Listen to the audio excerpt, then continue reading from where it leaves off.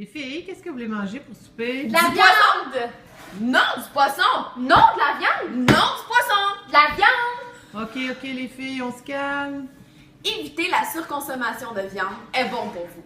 Nous allons vous le prouver dans le documentaire qui suit. Saviez-vous que les consommateurs de viande rouge sont beaucoup plus à risque d'être exposés à un cancer du gros intestin? Le premier coupable est une molécule nommée l'hème.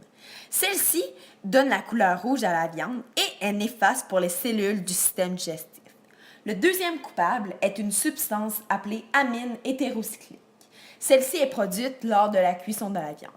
Mais tout grand consommateur de viande devrait écouter les recommandations de la Société canadienne du cancer, qui recommande soit 3 portions de viande par semaine d'une dimension d'un jeu de cartes ou de votre paume de main.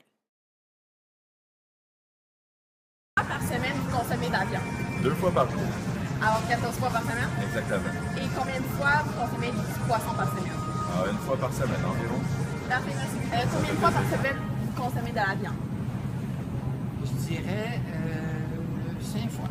OK. Puis combien de fois par semaine vous consommez du poisson? Une fois par 2 semaines. Parfait, merci beaucoup. Vous remplacez vos protéines. Bien, comme je te dis, il y avait, mettons, de la dinde ou le poulet ou le poisson. Mais tu as dans les noix, tu peux en avoir un peu aussi. C'est sûr que quand tu manges complet, c'est-à-dire tes légumes, tes fruits, ta portion de pain, dans les certaines céréales comme le quinoa par exemple, ça c'est plus tendance maintenant, mais à l'époque ça existait aussi. C'est très très bon au niveau de la protéine. C'est une protéine complète. Avez-vous vu un changement dans votre santé? Ben, tu sais, quand on est jeune, les hormones, les cellules sont au maximum. Fait que physiquement, je suis tout le temps quelqu'un qui a beaucoup d'énergie. Tu sais, je m'entraînais 5-6 fois par semaine. J'ai jamais eu de différence. Tu sais, j'ai jamais eu de baisse d'énergie parce que je mangeais pas de viande. Non. Puis quand tu parles de viande, tu parles juste de viande rouge ou tu parles aussi de poulet ou de poisson? Plus de viande rouge. Plus de viande rouge.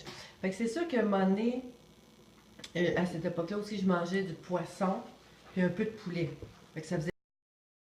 Le poisson comble nos besoins en oméga 3, il prévient les maladies cardiovasculaires et contient du phosphore, du fer, des acides gras essentiels et plusieurs vitamines.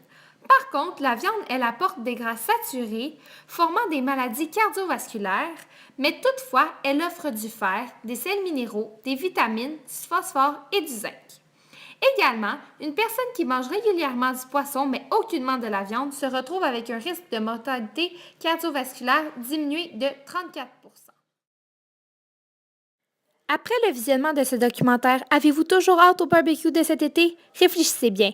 Évitez la surconsommation de viande.